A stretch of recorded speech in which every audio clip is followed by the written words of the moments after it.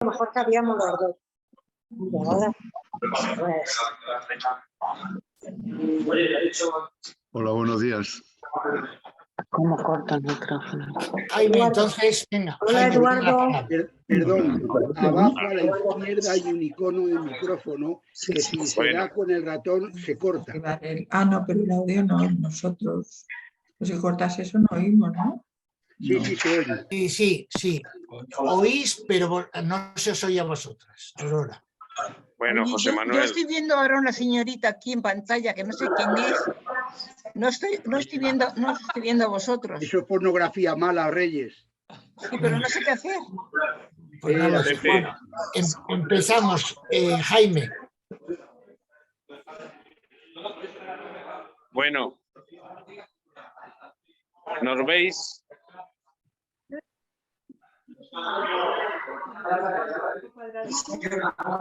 Jaime, empieza ya, Jaime. ¿Empiezo ya? Sí, Buenos días, Germana, Cristel. por favor, Bienvenidos. por buenos favor, días. cortar todos vuestro micrófono, no hablemos ya más, que hemos empezado. Y estamos grabando. Venga, buenos días a todas y a todos. Hoy es un día extraordinario, no solamente porque empiece el taller, sino también porque estamos desde el Senado participando en el debate que se está tramitando hoy de la nueva ley de memoria democrática. Por eso os hablo desde aquí y solamente quería, como es lógico, iniciar la sesión con un saludo cordial, un abrazo y la mejor de los deseos para que el taller se desarrolle como corresponde a una asociación como AMESDE. Es también una coincidencia el que no solamente empiece el taller, no solamente estemos en tramitación de la ley de memoria democrática, sino también que sea el Día del Docente. Y aunque muchos de nosotros ya no estamos en activo, es verdad que también conviene recordar que muchos de nosotros procedemos de ese campo y que la ley que se aprobó a propuesta del Ministerio de Educación recoge un apartado considerable en los currículum por primera vez en democracia que hace referencia a la memoria democrática en nuestro país. Así que, aprobando esta ley, con la ley aprobada de educación, nos encontramos en un salto cualitativo de lo que significa la memoria democrática en nuestro país.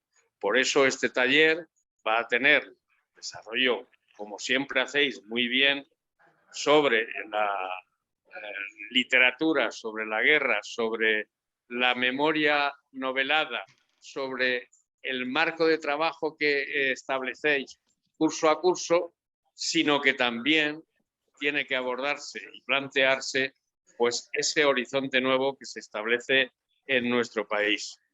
La memoria democrática pasa a ser parte de la legislación que establece, tanto por presidencia del Gobierno como por el Ministerio de Educación, trabajos y tareas que a todos nos obligan.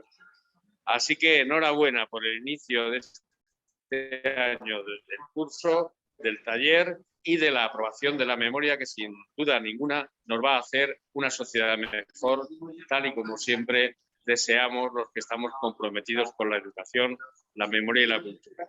Un abrazo a todos, adelante y muchas gracias. Goyi os va a saludar, que nos acompaña también en esta tramitación desde el Senado. Abrazo a todos. Paso la palabra a Goyi. Pues yo un beso grande para cada uno de vosotros. Me encantaría estar ahí, pero estoy muy emocionada y deseo estar aquí en el Senado, que esta tarde a las 4:30 se va a hacer la votación.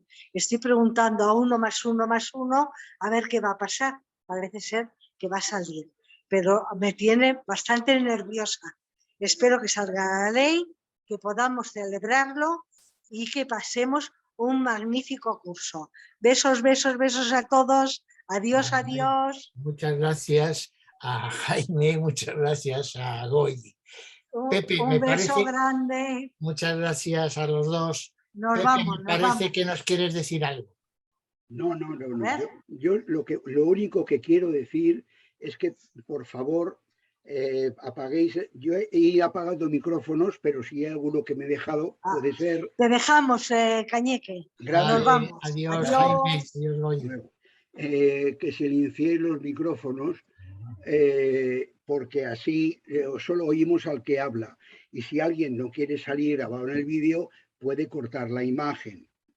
Así que adelante, porque seguimos grabando. Vale, muy bien. Pues gracias a Jaime y a Goyi, yo creo que sí, que efectivamente hoy para las personas comprometidas con la memoria histórica, pues es un día importante. Bien, empezamos con este nuevo taller que titulamos Las dos orillas del Mediterráneo.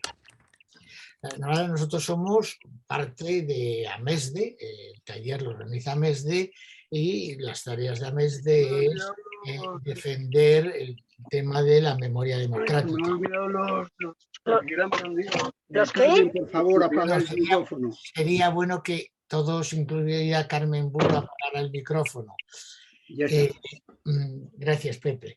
Bien, recordáis que llevamos ya 8 años, este es el 9º ya me parece, hemos tratado 6 años sobre la memoria histórica de España, alrededor de la Guerra Civil, hemos tenido 2 años en los que hemos hablado de la memoria de Europa y bueno, pues a través de una serie de unas casi 20 novelas o libros de memorias hemos repasado lo que fue en gran parte, lo que fue el siglo XX en Europa, en países conflictivos, desde Yugoslavia a Irlanda, pasando por los campos nazis, por la URSS, por Francia, etc.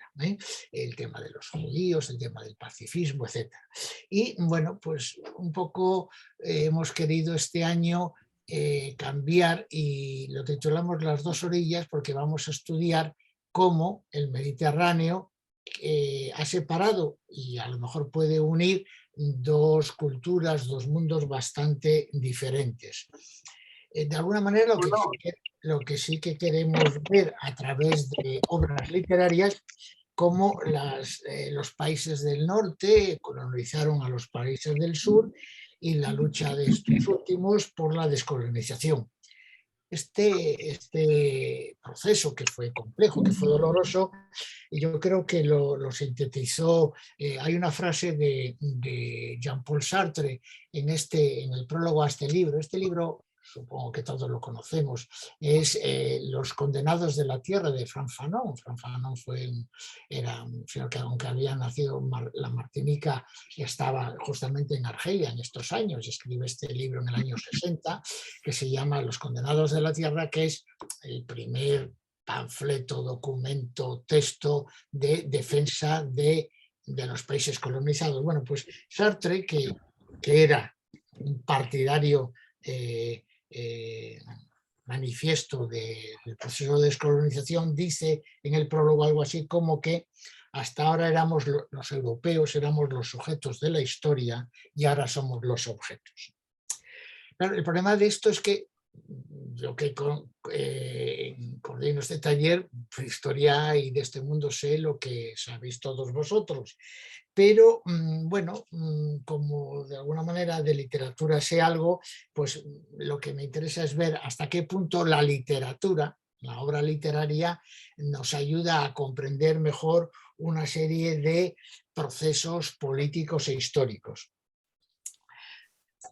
Cuando tratamos estas cosas siempre corremos el riesgo de vernos, de observarlos desde nuestra posición, desde de europeos, colonizadores, opresores, etc. Y en el mejor de los casos casi siempre pues tendemos a verlo a veces ese otro mundo con una especie de visión folclórica e incluso paternalismo. Hay un libro que yo leí en su día y que ahora estoy releyendo de Edward Said, que se hizo muy famoso, entre otras cosas, porque él es palestino, era palestino, pero está en Estados Unidos, y con Barenboim, que era músico judío. Bueno, hubo unos años en el siglo que hicieron muchas cosas por la unidad por el acuerdo entre Palestina y los judíos. Pues en este libro, Orientalismo, es un libro muy interesante porque desde su perspectiva de un palestino ilustrado que vive en Estados Unidos y que es profesor en Estados Unidos, intenta darnos cómo la visión nuestra occidental siempre es una visión no sesgada, pero una visión en la que en el mejor de los casos, solo se ve una parte de la historia. Bueno, es un libro muy interesante para intentar situarnos en el otro lado. Cuando los españoles colonizamos América, se escribieron muchos libros de los cronistas de Indias. Es una de las mayores insuficiencias de nuestra proceso educativo, es el desconocimiento que tenemos en España de los historiadores de Indias.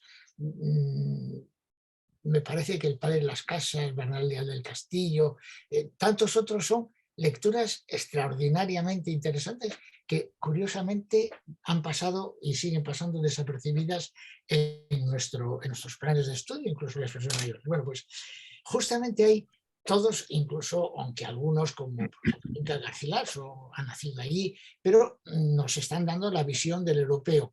Y hace unos años un profesor mexicano publicó un libro que se llama La visión de los vencidos. Era una recopilación de textos escritos en náhuatl o en otros idiomas de los indios americanos, en los que eran solo fragmentos, contaban cómo los indios habían vivido esos años. Indudablemente ese libro, La visión de los vencidos, es un texto fundamental para entender la otra parte de la conquista. Bueno, pues a nosotros lo que queremos hacer en este taller es también dar un poco las dos visiones dentro de lo que nosotros podemos ver. Es decir, que de casi todos los países que vamos a estudiar vamos a leer más de un libro, 2 libros, 3 libros, y de alguna manera de esa comprenderemos un poco mejor no solo la visión del colonizador, sino también del colonizado.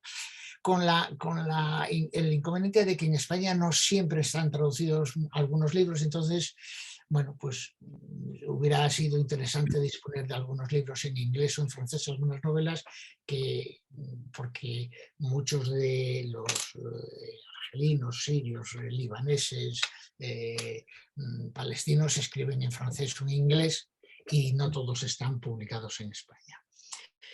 Alguien, para acabar esta presentación, alguien me ha hecho saber, dice, oye, y de Marruecos no decimos nada.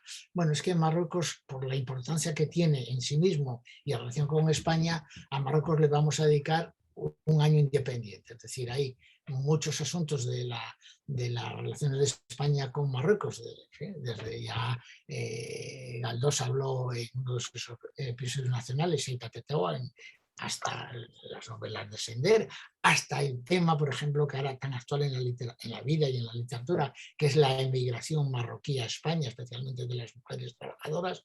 Bueno, pues a Marruecos o a España y África, porque a lo mejor también habría que hablar del Sáhara o habría que hablar de Guinea Ecuatorial, le dedicaremos otro año independiente.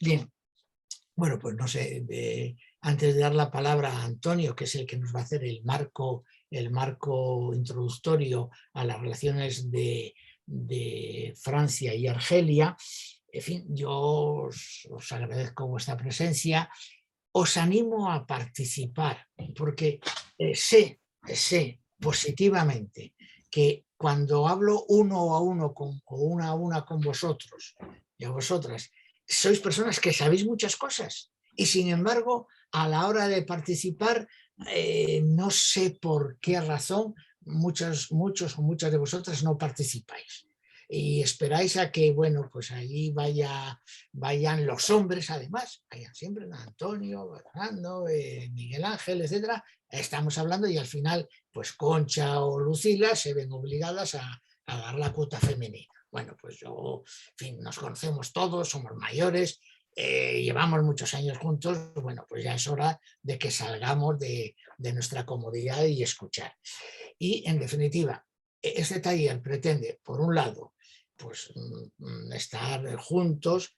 Por cierto, yo creo que en diciembre, como más tarde, ya lo haremos presencial. Lo haremos presencial y a la vez a través del Zoom. Pero, por un lado, nos interesa como, no sé, un acto de estar juntos, de convivencia, para aprender un poco, para leer libros muy buenos, para aprender un poco y reforzarnos un poco en la idea de que nos ayuden a comprender mejor el mundo en que vivimos. Antonio, te doy la palabra.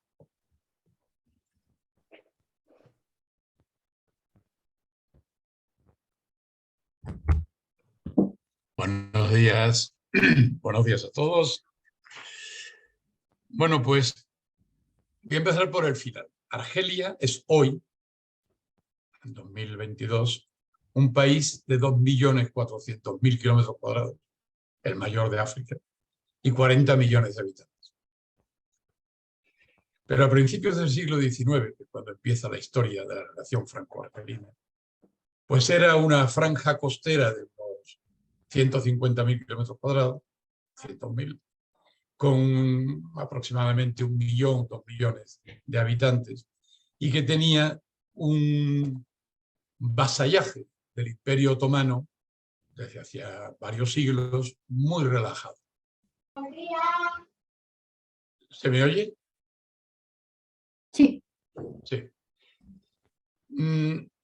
La relación, Argelia estaba gobernado por un dey, un soberano, un rey, que estaba en gran crisis desde hacía ya varias decenas de años, porque había vivido ese país, esa persona, esa población, había vivido en gran parte durante todo el siglo XVII y XVIII, sobre todo, de la piratería, de los esclavos, de los corsarios, de los rescates, y esa economía tan frágil pues había prácticamente cerrado sus puertas por la presencia en el Mediterráneo desde mediados del siglo XVIII y principios del XIX de la flota británica y francesa y también la flota americana. Una vez que América fue un país, Estados Unidos fue un país independiente, quisieron que el comercio en el Mediterráneo pudiera funcionar, mandaron unos barcos y eso llevó prácticamente a cero a la piratería y todo esto. Entonces esa región de África estaba habitada por una serie de tribus, con una administración casi prácticamente inexistente, sin protectorado del sultán de Estambul, y Francia, que en esos momentos todavía estaba en un periodo, estamos hablando del año 1827, estaba por los Borbones todavía en el poder y buscando la forma de hacer como los demás países europeos importantes, que era un imperio colonial, derivar las crisis internas hacia una ilusión externa, como en otros países también, pues decide el gobierno de aquella época invadir, crear una colonia francesa, en Argelia. Y para eso organiza una expedición naval muy importante que sale de los puertos de Toulon y de Marsella, que hace escala en Menorca, en Mahón, porque se declara una tormenta en el Mediterráneo y hace escala en Menorca, lo que explica que desde el primer momento hubo españoles, menorquines, en esos barcos y aterrizan desembarcan en Argel en 1827 y después de unas pocas escaramuzas militares ocupan la ciudad.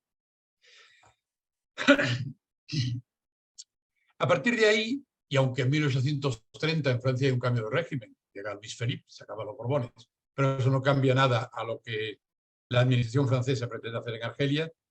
Desde 1827-30 hasta 1870, hasta la guerra franco-prusiana, la aparición de la Tercera República, esos 40 años son años de una ocupación militar clásica, con guerras con las tribus, con victoria francesa casi siempre, pero unos disgustos también importantes, y con el establecimiento de una administración militar.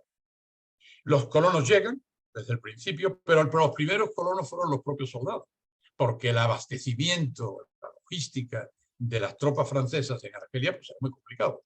La navegación en el Mediterráneo era muy complicada. Entonces, la administración militar lo primero que hizo fue establecer una red de abastecimiento, de agricultura, de ganadería, para poder comer y vivir en esa manera. Y a eso contribuyeron desde el principio una emigración constante de colonos franceses, españoles y después, en menor importancia, italianos y de otras regiones del mundo. Esa ocupación militar, digamos, se desarrolla hasta 1870 en Francia. Ocurre, como sabéis, la derrota ante el Imperio Alemán y el establecimiento de la Tercera República. Y ahí hay un cambio muy importante con relación a Argelia. Lo primero es que la administración se convierte en una administración civil. La Tercera República, con sus principios republicanos en Francia, pues trata de hacer algo que se parezca a sus principios republicanos en la colonia de Argelia. Hay un esfuerzo de integración que se traduce primero por la concesión incondicional de la ciudadanía francesa a unos 150.000 judíos que vivían en Argelia desde tiempo inmemorial, pero que no estaban integrados con los árabes y que rápidamente se unieron se integraron con los ocupantes franceses y Francia les concedió la ciudadanía. Hay que saber que ni en Marruecos ni en Túnez fue así. Los judíos de esos dos países eran marroquíes y tunecinos cuando se declaró la independencia. Ya que en Argelia, desde 1870, eran franceses. Nadie más tenía la ciudadanía francesa, aunque ya eran 3 o 4 millones de indígenas, de árabes y varias centenas de miles de franceses. Solo los judíos tenían la ciudadanía francesa. Hubo un intento por parte de la administración francesa de integrar a los árabes. Para ello se les propuso a los dirigentes árabes y se hicieron las leyes correspondientes para que los árabes pudieran pedir la nacionalidad francesa, pero tenían que pedirla, se les concedía, y con una condición, una sola. Tenían que renunciar como ley civil a la Sharia. Como sabéis, en ese país, como en todos los demás países árabes en aquella época, hay muchos todavía hoy, la ley civil está regida por la ley religiosa que es la Sharia.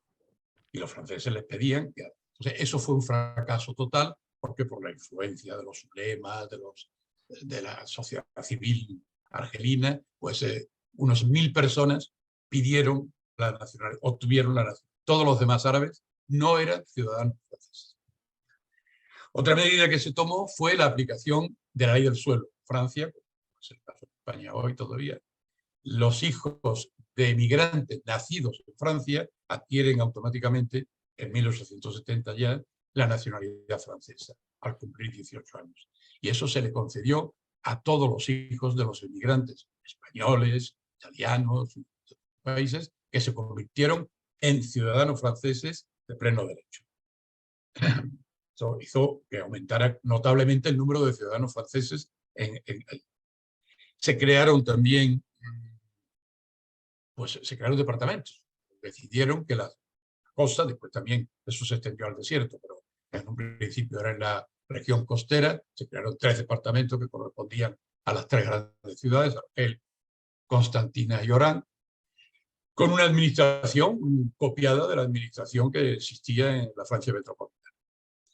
Se enviaron montones de funcionarios civiles, se crearon escuelas, se hicieron obras públicas, se creó ferrocarril, se hicieron... Pero en todo ese desarrollo, pues los árabes contribuyeron, intervinieron y se aprovecharon muy poco. Así se llega a otro momento importante, que es la Primera Guerra Mundial. La movilización fue igual para los ciudadanos franceses que para los que no lo eran.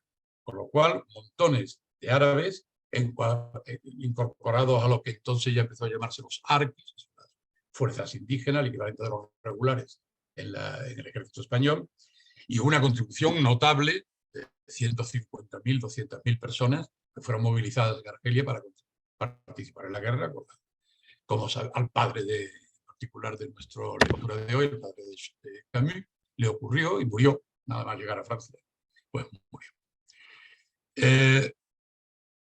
A partir de la primera, cuando acabó la guerra, pues siguió la historia de la implantación de cada vez más colonos franceses en Argelia. Y se fue creando una sociedad francesa en esa tierra ocupada. los más listos o los más que tenían dinero a llegar o se sabían más de ello, fueron convirtiéndose en grandes colonos agrícolas con grandes posesiones, tierras todas expropiadas forzosamente a los propietarios árabes sin ningún tipo de indemnización desde 1830. Y las tierras más fértiles quedaron prácticamente todas en manos de los grandes dominios franceses. Había también pequeños propietarios, había muchísimos funcionarios y una clase media de comerciantes, y había también una clase popular, la abuela y la madre de Camus, ese era el caso, el padre también, pues eran obreros o pequeños artesanos, y había les petits blancs, como se dice en francés, los pequeños blancos. Era una clase muy popular, no eran solamente ricos, pero los que seguro, en el caso de los árabes era exactamente al revés. Había algunos árabes, una pequeña minoría, que conseguían en algunos casos que sus hijos se incorporaran a la enseñanza secundaria. En la primaria había bastantes árabes, pero en la enseñanza secundaria prácticamente no había. En los liceos no había prácticamente árabes, salvo excepciones de árabes un poco más integrados o con más dinero. Y se fueron creando realmente, hasta llegar a la Segunda Guerra Mundial, dos sociedades que cohabitaban con más o menos dificultades, según las regiones, según las ciudades, pero que cohabitaban de una manera completamente separada, y con unas grandes ventajas económicas y políticas, por supuesto, puesto que los árabes no tenían ningún derecho para los que eran ciudadanos franceses.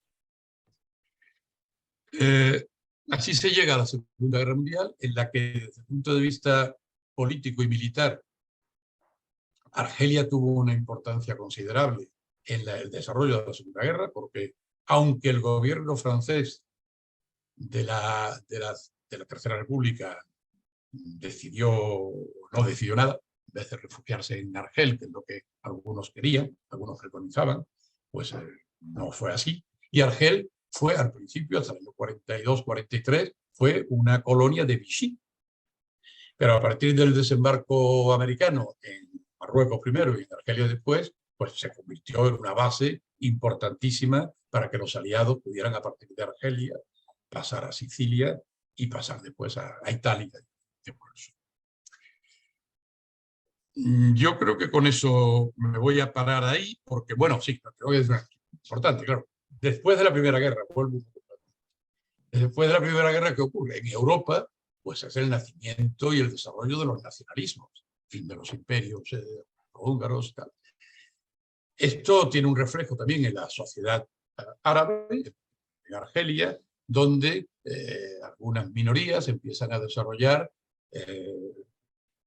ideologías nacionalistas, y no solamente anticoloniales, sino nacionalistas, y se organizan. Esa organización llega a su apogeo, claro, al final de la Segunda Guerra Mundial, en el que, habiendo participado ya en dos guerras, pues, y viendo lo que ocurría en el resto de África y del mundo, en donde los movimientos de descolonización empiezan a ser cada vez más importantes, pues esos partidos se organizan y a partir del año 45-47 empiezan a tener importancia en la vida, no directamente política, pero sí en la vida de Argelia. El FLN, el Fondo de Liberación Nacional, se crea hacia 1950 por la federación de varios movimientos más o menos dispersos hasta ese momento, y empieza a tener una importancia cada vez mayor, y eso se va a traducir en que el 1 de noviembre de 1954, el Día de Todos los Santos, hay un atentado enorme en Argel, con 11 muertos, que es la fecha que todos los historiadores consideran como el principio de la guerra de independencia. Y ahí me voy a parar, porque la guerra de independencia y a continuación la independencia de Argelia dará lugar, según me ha explicado José Manuel, a una segunda lectura el año que viene, en la que se podrá hablar un poco más. Muchas gracias por atender. Muy bien, Antonio, muchas gracias. Antonio, aunque no lo sepáis, es físico. Es físico. Y se Eso no es un insulto, ¿eh? No, quiero decir que suponemos que si sin ser físico sabe tanto de historia y de Francia, fijaos lo que se habla de física. Muchas gracias, Antonio. Bien, bueno, pues este es el marco previo a la lectura de la novela, puesto que la novela tiene un desarrollo temporal en 1913, cuando un colono y su mujer llegan a una tierra a hacerse cargo de una granja, y allí la mujer da a luz a un niño que será Albert Camus, aunque en la novela ya sabemos que es Jacques, pero Jacques es Albert Camus, hasta 1953. Recordad que en el capítulo segundo se dice 40 años después, es decir, la novela, hay un presente de la novela que es el año 53, que es cuando Albert Camus regresa a Argelia a ver a su madre, a contarle que ha ido a Saint-Brieuc, en la Bretaña francesa, para ver la tumba de su padre, que había muerto al año siguiente del nacer y por lo tanto del cual él no tiene ninguna noticia. Bien, y por eso, bueno, pues Antonio ha hecho la introducción para que entendamos lo que pasa del 54 al 62, que es la independencia con los acuerdos de Viena. Pues supongo que será ocasión de otra lectura, y además pues de esa otra sabemos pues más cosas por el cine. Hay sobre todo una famosa película de Pontecorvo, La batalla de Argel, que bueno, marca el inicio de esta guerra. Bien.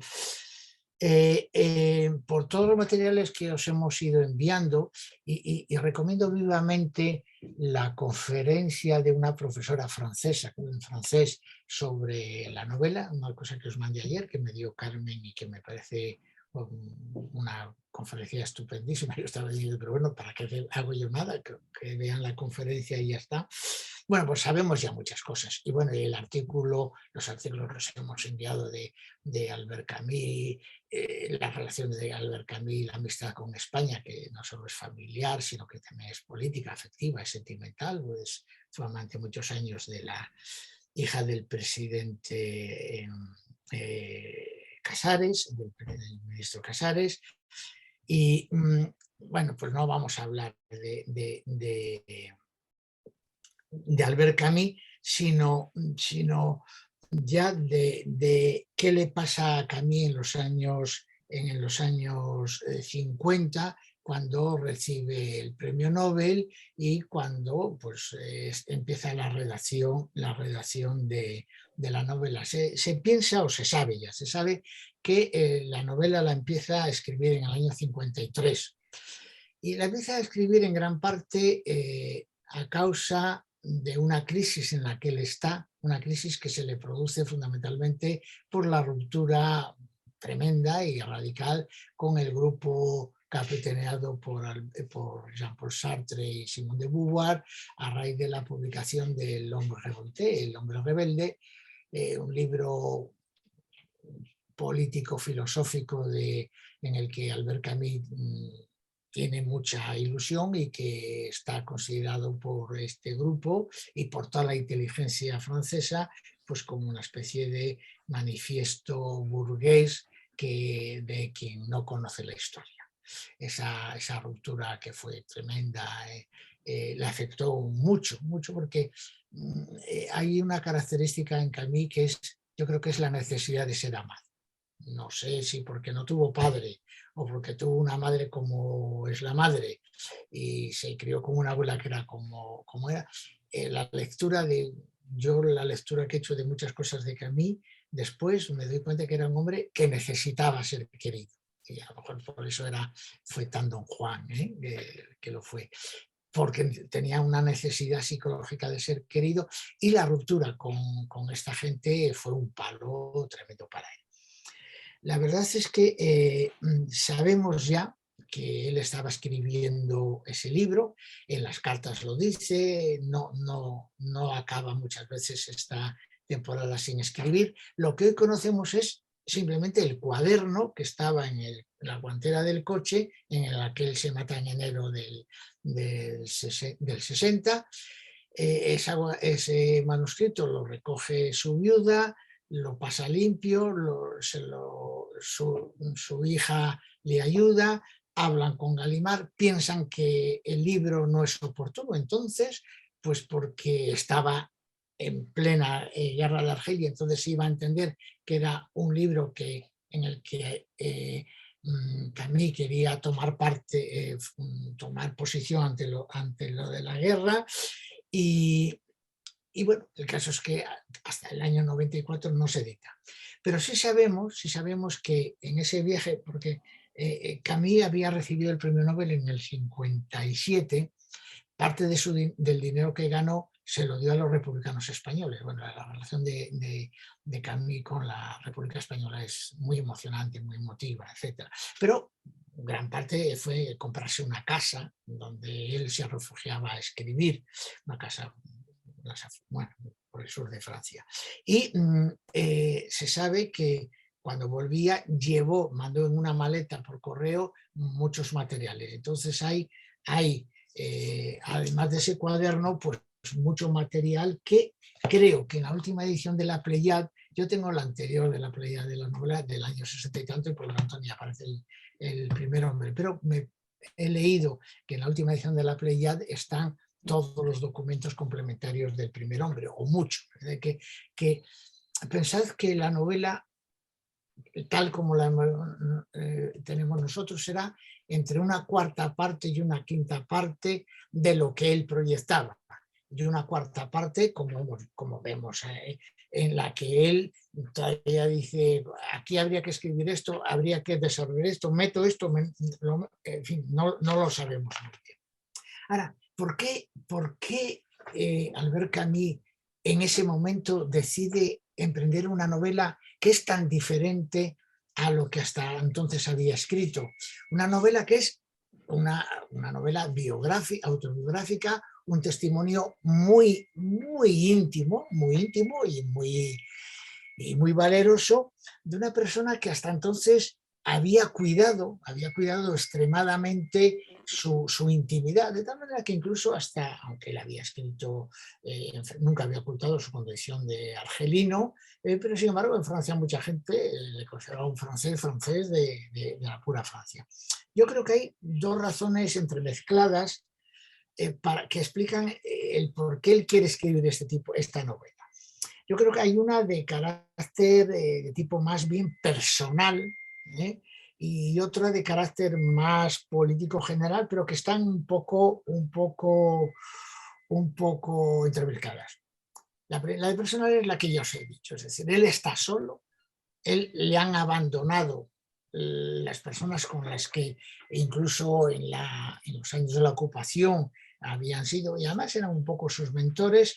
Él está solo, porque incluso, fijaos, hay quien dice que cuando le dan en el 57 el premio Nobel, fue como si fuera una especie de premio póstumo, es decir, tú tienes solo 43 años, pero ya te lo damos porque ya has dicho todo lo que tenías que decir. Es decir, que era un premio casi con retranca, porque el premio Nobel se da ya pues, a la gente que ya ha tenido antes de que te mueras, menos Javier Marías, afortunadamente, pues ya te retiras.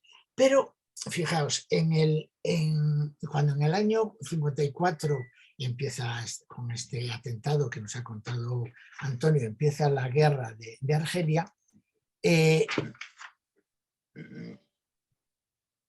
Camus se siente muy involucrado en esa guerra, en ese conflicto, y él toma una actitud que quería ser comprensiva él era francés y había nacido en Argelia, y él creía que Argelia era parte de Francia.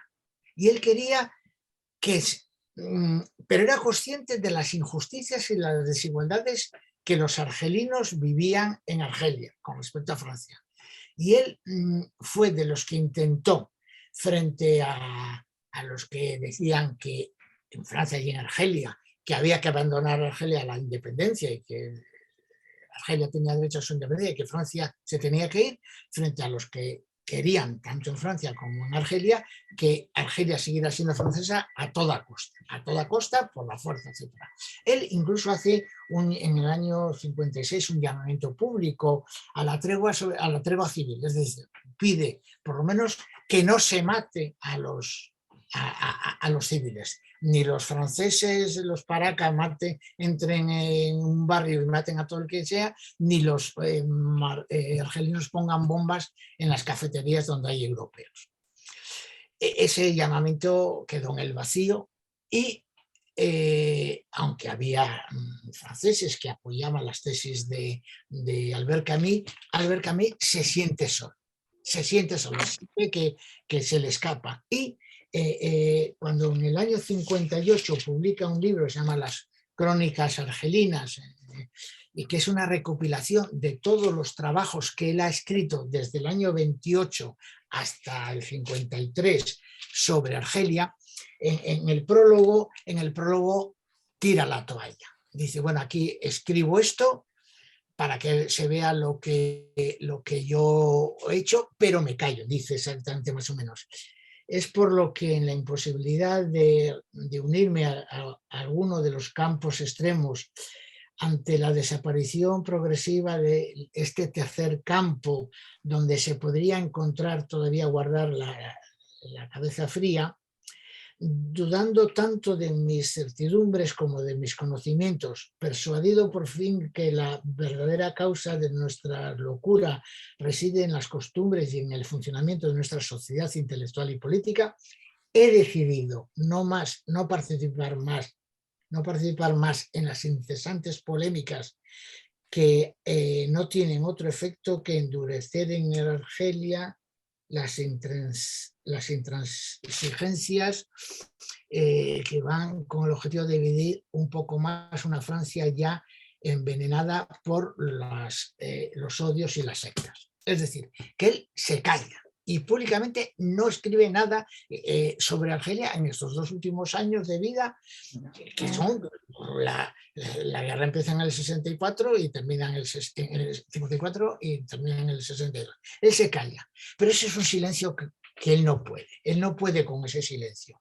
Y dice, bueno, todo esto lo estoy diciendo yo no puedo intervenir porque es una voz en el desierto, pero yo voy a escribir a través de la literatura, que la literatura me permite mucha más libertad, voy a decir lo que pienso. Es decir, que yo creo que con esta novela él pretende seguir manifestando su amor a Argelia, su amor a Francia, en un intento a lo mejor de solución que por la vía política, por la vía del ensayo, por la vía de la intervención pública, él está vedada y que sin embargo a través de la literatura lo puede hacer. El libro, o sea, esa es la génesis que yo pienso pero que es plausible que puede estar en esta novela. El libro, si recordáis, y ya entramos en él, es un vaivén que va desde el presente en que escribe, en el año 53. Recordad que la novela empieza en el 13, cuando hay alguien que va a la luz, y en el capítulo 2 dice 40 años después. O sea, en el 53, él vuelve a Argel, a ver a su madre, y para contarle que ha ido a Saint-Brieuc, al cementerio, para ver la tumba donde está su padre. Y la novela oscila en ese viaje de vuelta que hace a Argelia, en la conversación con su madre y en los recuerdos que él le está teniendo en ese 53 de lo que fue su vida, su infancia en Argelia. Y va desde el nacimiento, como está contando, hasta sus correrías, hasta que llega al liceo y ahí se acaba la novela porque el señor se muere. En el primer hombre se mezcla entonces la descripción de la vida cotidiana, de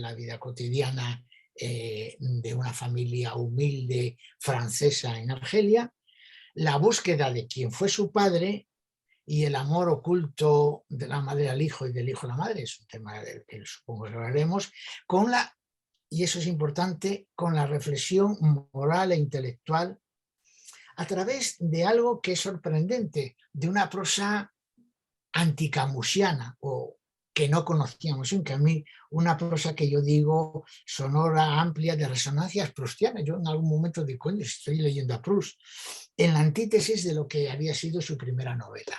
Si recordamos el principio del El extranjero, fijaos, dice El extranjero, hoy ha muerto mamá, o quizás ayer, no lo sé, recibí un telegrama del asilo, falleció su madre, entierro mañana, sentidas condolencias, pero no quiere decir nada, quizás haya sido ayer. Es decir, en cada línea hay dos frases, dos puntos. Fijaos en la página 167. Fijaos en la página que es esto que os voy a leer, a mí me parece un texto fundamental, porque aquí habla del sentido del libro, del título, del primer hombre, pero además me encanta, como tantas otras cosas de la prosa, siento leer tan mal, pero dice así. Y él que había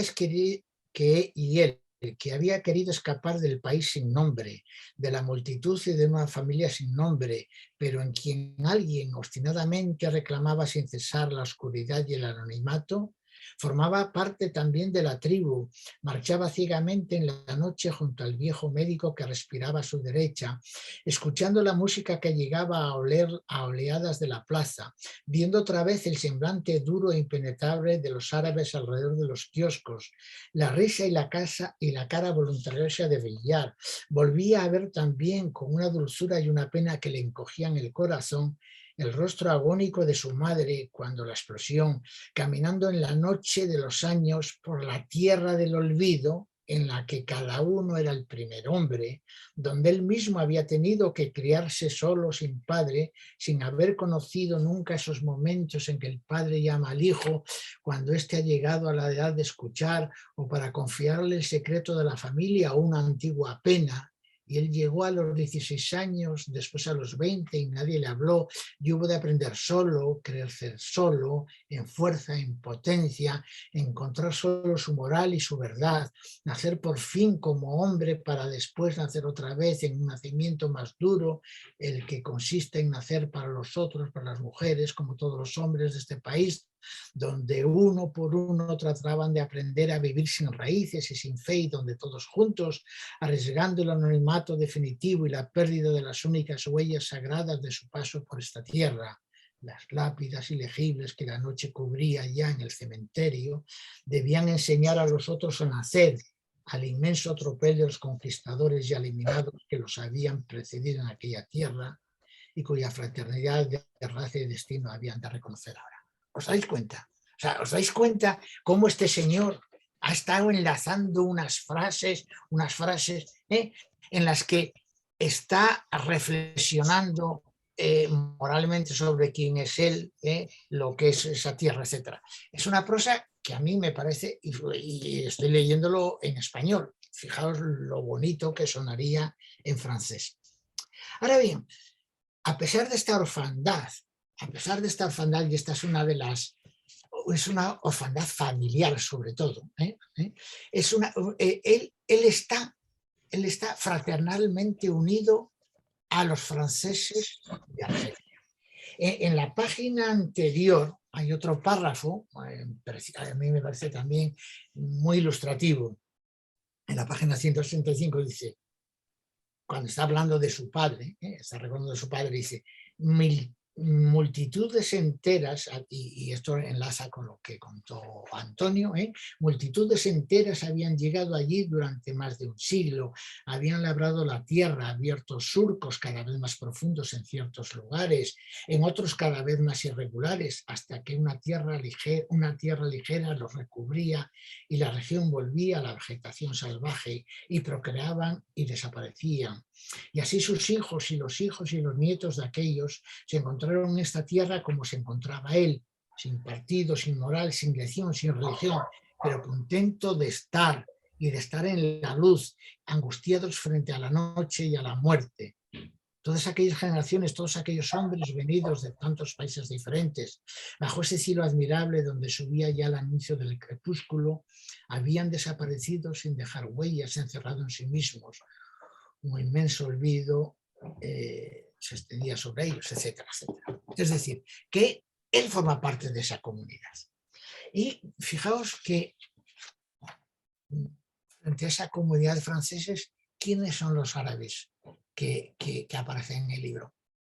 Seres anónimos, ninguno individual, todos colectivos, hacia los que siente una cierta, no siente odio, un cierto quizás cariño o comprensión porque son como él otros oprimidos, pero no tienen ni rostro ni voz.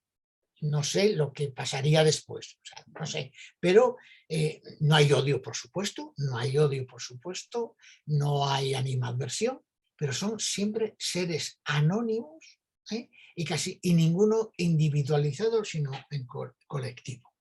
Bien.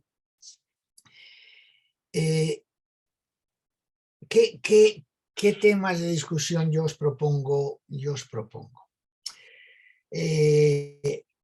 Yo creo que hay varios de ellos, lo que yo os quiero decir. Por un lado está el tema, la búsqueda del padre y el tema de la orfandad, hijos e hijas sin padre que tendrían que aprender a vivir sin elección y sin patrimonio, dice, de los que murieron, de los que como él se quedaron huérfanos de guerra. La pobreza y miseria material e intelectual en la que él vive. Me interesa mucho la pobreza intelectual también, cuando hay algunos momentos extraordinarios al respecto, es decir, cuando él se va al liceo y cuando él ya es de su familia, es de su barrio, pero ya es otro. La nostalgia de la niñez. La nostalgia de la niñez, que es el tema, ¿no? Dice, por fin podría dormir y volver a la infancia de la que nunca se había curado, a ese secreto de luz, de cálida pobreza que lo había ayudado a vivir y a vencerlo todo. Los libros de memorias o novelas que suelen hablar de la niñez suelen ser casi todos libros excesivamente plácidos y complacientes. No es este el caso. El amor a la madre es un tema, el tema de la madre a mí me parece uno de los temas más preciosos. Hay en la página 59,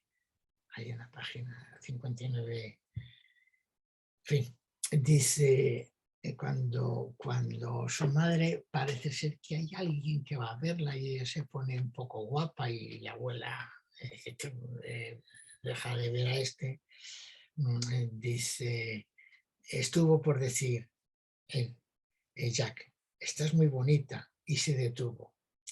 Siempre lo había pensado de su madre y nunca se había atrevido a decírselo. No porque temiera un rechazo, porque dudara de que ese cumplido le gustase, sino porque hubiera sido franquear la barrera invisible detrás de la cual siempre la había visto parapetada, dulce, cortés, conciliadora, incluso pasiva, y sin embargo jamás conquistada por nadie ni por nadie, aislada en su semisordera, en su dificultad de lenguaje, bella seguramente, pero casi inaccesible, tanto más cuanto más sonriente parecía y cuanto más se volcaba hacia ella su corazón. Sí, toda la vida había tenido el mismo aire temeroso y sumiso, y sin embargo distante, los mismos ojos con los que veía 30 años atrás, sin intervenir, cómo su madre lo castigaba con el látigo. Ella, que jamás había tocado, realmente ni siquiera reprendido a sus hijos. Ella, a quien sin duda esos golpes también dolían, pero que, inhibida por la fatiga, por la incapacidad de expresión y por respeto a su madre, lo permitía. Había aguantado durante días y años los golpes a sus hijos, como aguantaba para ella misma la dura jornada de trabajo al servicio de los demás. Los suelos lavados de rodillas, la vida sin nombre y sin consuelo entre los restos engrasados y la ropa sucia de los otros, los largos días de faena acumulados y una existencia que a fuerza de estar privada de esperanza, había perdido todo resentimiento, una vida ignorante, obstinada, resignada a todos los sufrimientos, tanto los suyos como los ajenos. Nunca la había oído quejarse, salvo por decir que estaba cansada o que le dolían los riñones después de haber lavado mucha ropa. Nunca le había oído hablar mal de nadie, salvo para decir que una hermana o una tía no eran buenas con ellas o eran orgullosas. Pero raramente la había oído reírse a carcajadas. Bien, bueno, estos y otros. Y, bueno, hay muchos textos de su madre, ese es un tema fundamental. Los demás miembros de la familia, la abuela, los tíos. Y después está el tema de la escuela, el tema del liceo. Aquí está, quizás a mí que me emociona siempre, la carta que le escribe a su maestro después de recibir el premio Nobel, y la no menos emotiva de su maestro que se atreve a dar consejos a todo un premio Nobel. Yo creo que es un postizo a la novela, no tenía que ver con la novela. Lo que pasa es que, bueno, nos reconforta, y sobre todo los que nos hemos dedicado a la ciencia siempre pensamos que a lo mejor hay un poema de Gerardo Diego, cuando sus amigos de Santander le despiden porque ha sacado la cátedra de literatura en Soria, pues él hace un brindis, un poema precioso en la que él dice que, bueno, pues que va de profesor y que, bueno, pues que sabe que a lo mejor será todo muy mal, pero a lo mejor habrá un día que a alguno le cogerá la vena de la poesía y le seguirá, etcétera, y espero o deseo, me gustaría que ese niño prodigioso pues fuera uno de vosotros. Bueno, pues hay también en el capítulo segundo, que aquí no se entiende muy bien, en el capítulo tercero hay una visita a un señor, no se sabe muy bien, se llama el capítulo 3, en Breaking Malan, en la página 34, que es la visita que él hace a Jean Grenier. Jean Grenier fue un profesor de filosofía que él tuvo en el liceo. En el libro no habla porque no le da tiempo, pero es un hombre que influyó muchísimo en Albert Camus, aunque después hubo un momento en que ellos discutieron, pero fue su mentor, fue su mentor. Y lo que pasa es que Jean Grenier, cuando el discípulo superó al maestro, no siempre lo supo hacer. Bien, tendríamos que hablar también de, bueno, pues de todo esto, ya he dicho, la escuela, el liceo, la búsqueda del padre, los franceses argelinos, etc. Uf, ya me he extendido mucho. Pepe, si te parece, pues que la gente se ponga, levante la mano y nos diga. Pues lo que adelante, no hay nadie que levante la mano. En el chat, espera que lo vea, en el chat no hay nada. Así que el que quiera hablar, que hable o calle para siempre. Maribel, levanta la mano. Tienes que abrir el micrófono, Maribel, porque si no, no te escuchamos.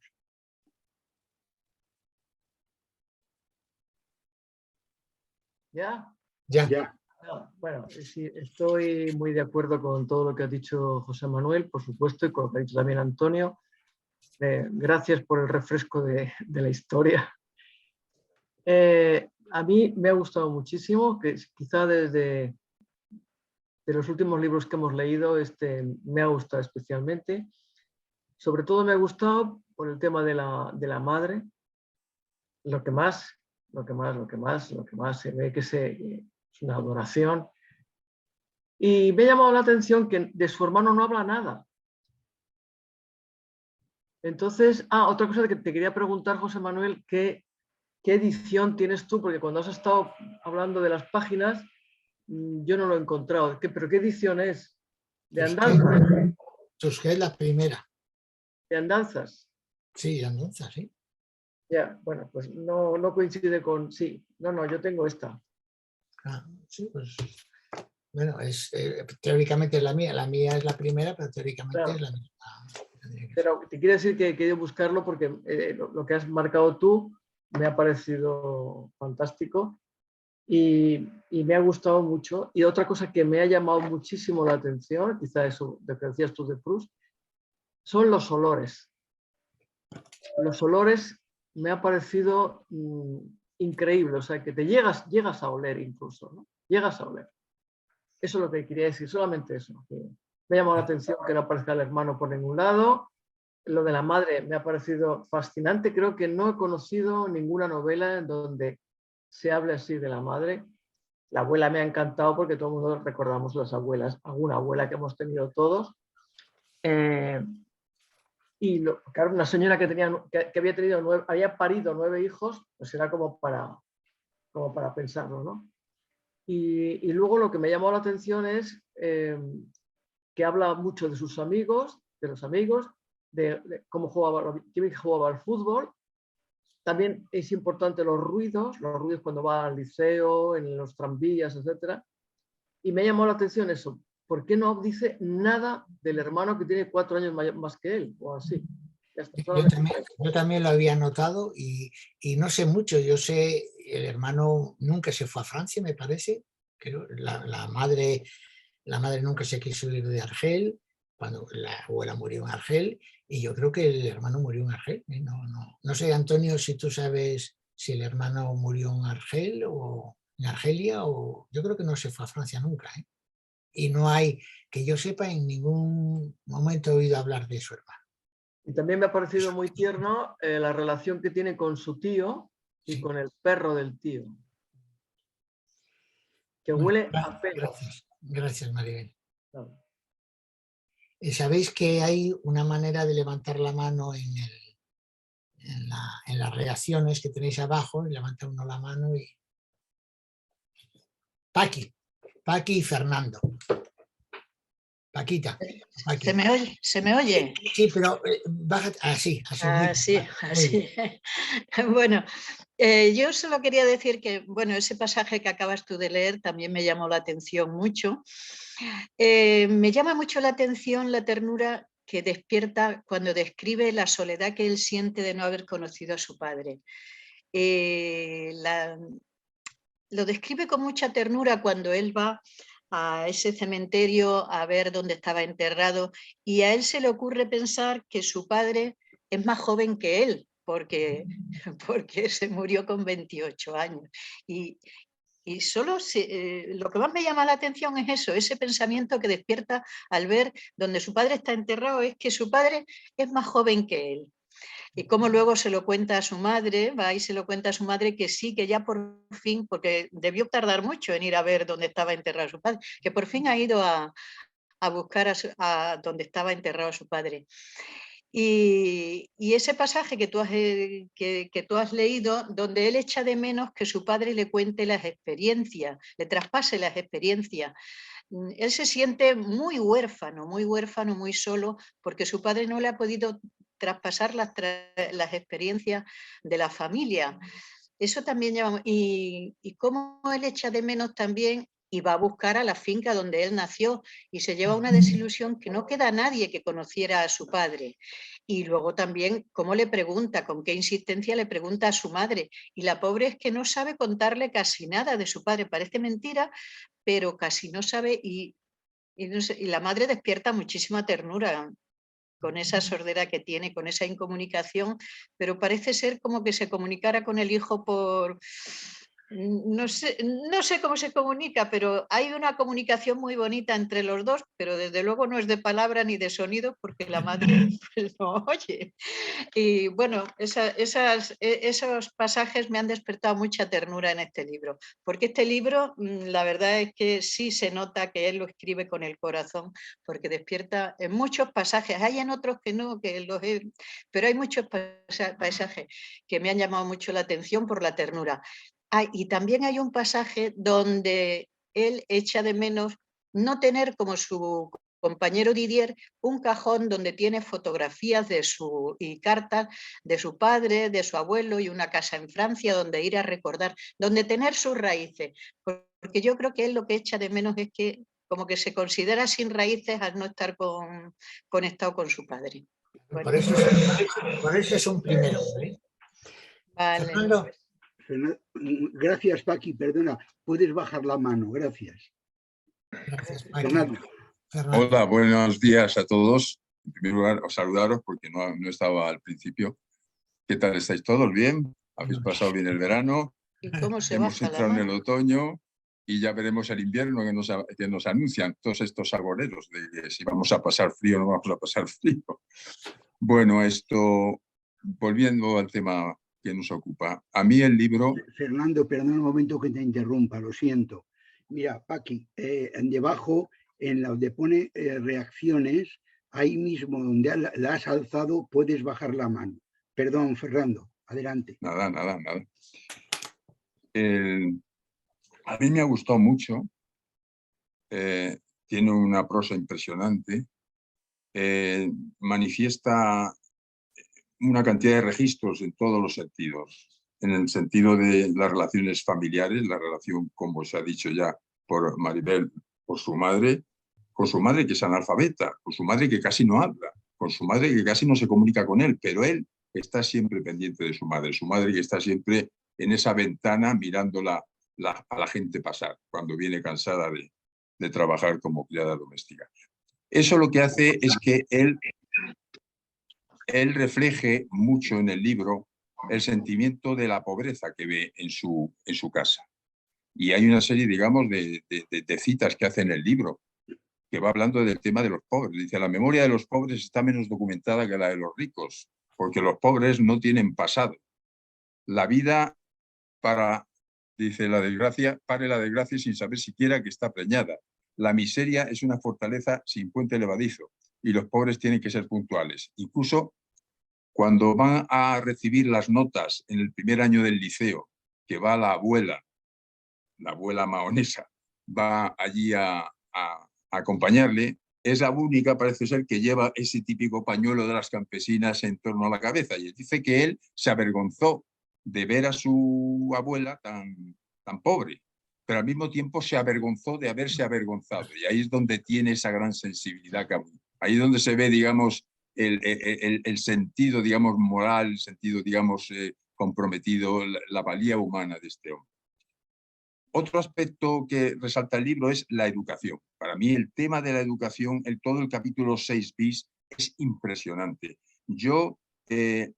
La escena del maestro Bernard acompañando al niño a su casa para convencer a la abuela y a la madre que por favor le dejen solicitar la beca para el liceo, yo creo que es la única vez que leyendo se me han puesto un poco acuosos los ojos, porque es de una belleza impresionante. Es un canto, digamos, a la importancia de la enseñanza pública que había, digamos, organizado la Tercera República también allí en Argelia. Es un canto a la labor del maestro. Este hombre es el que ve los talentos de Albert Camus y los desarrolla y le da el impulso fundamental. Yo creo que es más importante para él que Grenier. Este es el hombre que lo encamina, pero al mismo tiempo es el hombre que cuando ya lo va a meter en el liceo lo separa ya de su familia. Y entonces existen dos realidades: la realidad de su casa y de la pobreza, y la realidad del liceo y de otro mundo que nunca logró vincular entre sí.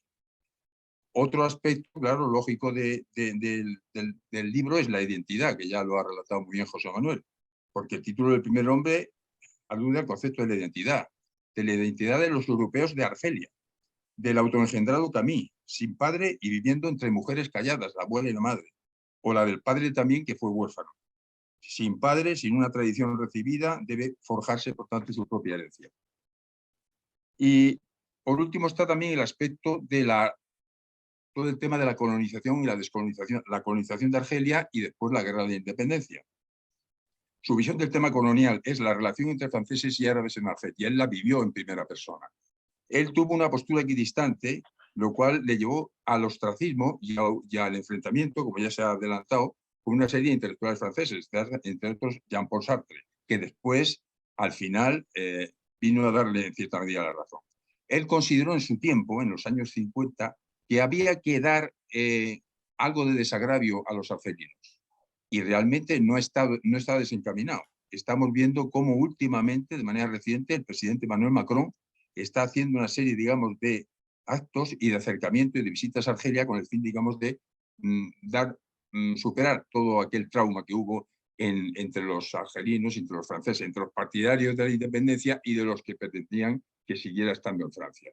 Recordemos pues, aquellos personajes del general Salán y del general Massou, del jefe de los paracaidistas, frente a la postura que después adoptó, digamos, de Gaulle, que finalmente, digamos, llevó a cabo la independencia, que sufrió un atentado en Petit Clamart por parte de los Pieds Noirs, y es todo un elemento importante del libro. En fin, a mí me ha encantado, me ha gustado muchísimo. Yo diría que es, si no el más, el de los que más me ha gustado de todos los tiempos, de todo el tiempo que llevamos. Muchas gracias. Y gracias, Fernando, por las cosas que has dicho. Joaquín y luego Olga. Sí. Bueno, pues yo tengo que repetirme respecto a los anteriores intervinientes. Lo primero porque me ha gustado muchísimo, creo que es, no sé, siempre es difícil decirlo, pero creo que es el que más me ha gustado de los muchísimos que hemos leído en estos, yo creo que llevo 6 o 7 años participando en el taller. Y me ha gustado pues por muchas cosas.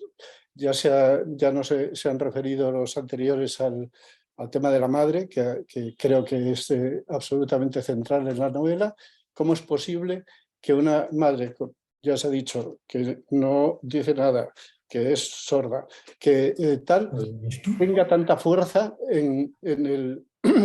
tenga tanta fuerza en el desarrollo de la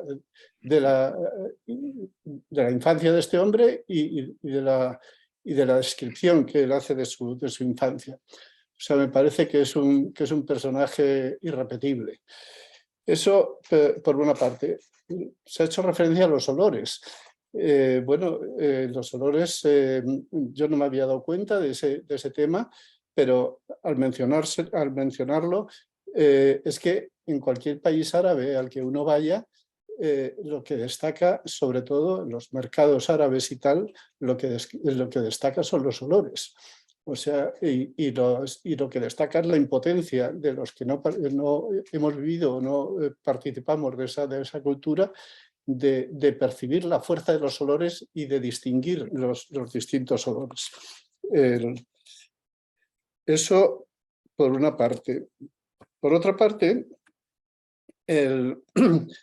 a mí de alguna forma me ha hecho revivir parte de mi infancia. Bueno, yo siempre digo, leyendo autobiografías, he leído 3 o 4 este verano, que la gente que a los muchos años se acuerda de lo que pasó en su infancia y tal, a mí me parece que tiene un mérito tremendo. Me cuesta recordar nada de mi infancia. Pero lo cierto es que cuando este hombre describe los viajes en tranvía, por ejemplo, o describe los castigos esos de tener que quedarse más tiempo castigado en la escuela, vamos, en el liceo concretamente, cuando describe el fútbol, también yo es que me he visto en la infancia, he dicho, bueno, yo podría, por supuesto, no con esta calidad, pero yo me atrevería a escribir sobre estos puntos que no se me habían venido a la cabeza. Después, las descripciones que hace son de cualquier cosa, son impresionantes. Cuando nos describe cómo funciona el trabajo de un tonelero, por ejemplo, me parece tremendo. Cuando describe cómo se mata una gallina y cómo se coge a una gallina para matarla y se la mata a continuación, pues es impresionante.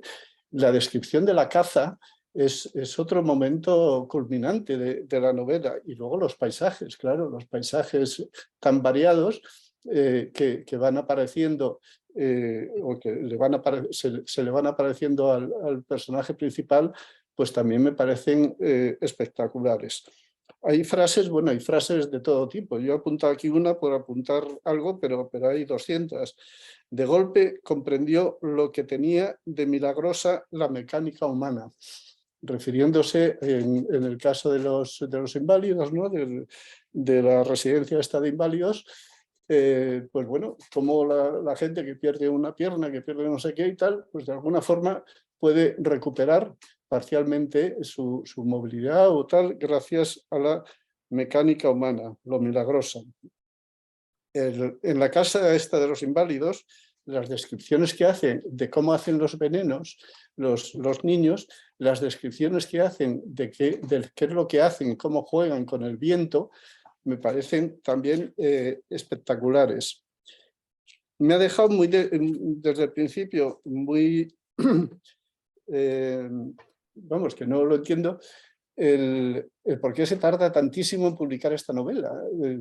No sé, no se ponían de acuerdo, no lo veían claro, ni la familia, ni la editorial, pero estamos hablando de 40 años, entonces, no sé, no lo entiendo, no lo entiendo. Claramente es un fracaso de predicción, tanto de la editorial, que debería ser la más interesada, como de la familia.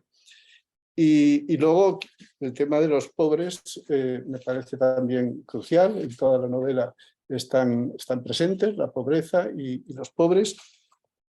Los pobres, ya lo ha dicho Fernando, pues que solo ven el presente porque no tienen futuro. Y creo que ese es un tema también muy central. Y no solo los pobres, sino todos los desconocidos que pasan por el mundo sin dejar huella. Y eso es lo que creo que Camus en esta autobiografía novela quiere de alguna forma reponer, darles voz a los desconocidos que pasan por la historia sin dejar huella. Pues nada más. Vale, impresionante. Gracias, Joaquín. Oye, mirad, después de Olga, aunque no ha levantado la mano técnicamente, Enrique sí pidió. Entonces, Olga, luego Enrique y luego ya Cristelia. Olga. Bueno, yo quiero reiterar la calidad de la lectura y también la calidad de los documentos que mandaste. Y quiero tocar varios temas. Primero, empezando con tu introducción, José Manuel. Si vamos a leer miradas coloniales, habría que empezar por el Diario de Colón, que el 13 de octubre de 1492 ya hace una descripción de los nativos americanos que ve, a los que animaliza. Tienen pelos muy sanos y lacios como crines de caballo, creo que dice. Entonces es como la primera mirada fundacional que ya es colonialista. No necesito entrar en contacto. Y como crónica, hay una crónica de un nativo, que son las crónicas de Guamán Poma de Ayala, que es un boliviano, bueno, de lo que sería después Bolivia, escrita en quechua y en español, que es impresionante respecto a la destrucción de la cultura que le está viviendo. Y respecto al curso que viene, en este momento todavía hasta el día 16 en el Museo Arqueológico hay una exposición magnífica que son relaciones de piezas arqueológicas de Marruecos y España y están puestas en relación, en comparación. De verdad es una exposición muy buena. Se llama En torno a las columnas de Hércules. El horario del Museo Arqueológico es amplio y la exposición es gratuita. Y ya yendo a mirada colonialista con Argelia, hace unos 15 años nosotros vimos en el Musée du Monde Arabe, ese museo más magnífico que hay en París, una exposición sobre artistas que iban en las misiones colonizadoras francesas, entre otros Delacroix. Y los artistas iban a complementar el trabajo de los geógrafos pintando escenas costumbristas donde está toda esa visión pintoresquista que también tiene mucho que ver de la mirada europea hacia las naciones colonizadas. Ya entrando en el Premier Homme, que me parece una obra magnífica, yo releo con frecuencia Camus, sobre todo El extranjero y La peste. La peste la volví a leer ahora cuando la pandemia y me fue muy útil. a mí me resultó exaltante todo lo del maestro, ¿no? Un canto a la escuela pública, a la escuela republicana y a la capacidad de ese maestro de ver su alumno talentoso. Y bueno, genial homenaje a los maestros en un día como hoy, como dijo Jaime. Pero después me puse a pensar un poco y ya en los años 60 y 70, Bourdieu, Passeron, Tablé, cuestionaron un poco esa escuela, ¿no? Hay un libro clave que se llama L'École capitaliste en France, que demuestra que esa escuela republicana que se consideró tan igualitaria no lo es tanto. Solo hay que ser muy, muy, muy, muy talentoso para poder superar esas barreras, ¿no? O sea que, bueno, para dar una de cal y una de arena. Y por último, respecto al tema del hermano, que a mí también me llamó la atención, voy a lanzar una hipótesis. Bueno, él tiene un amor tal por la madre, no está el padre para competir, pues anula al hermano, que sería la competencia. De todas maneras, me pareció encantador y también me impresionó mucho el episodio cuando la madre se corta el pelo y la reacción de la abuela. Pues nada más. Gracias. Entonces Enrique y luego Cristelia, ¿eh? Baja la mano. Tienes que dar... No te oímos, Enrique. Enrique, tienes que dar al... que no te oímos. Tienes que abrir el micrófono. Ya, creí que lo habría vosotros. Vamos a ver, yo simplemente he pedido la mano por tres cuestiones muy rápidamente. Una, tanto se estaban hablando del hermano y demás, hemos encontrado una foto, yo no sé si la veis. Sí, muy bien, sí, sí. Con el hermano del año 20, que parece que están muy unidos, por lo menos en la foto, ¿no? Esto es lo primero.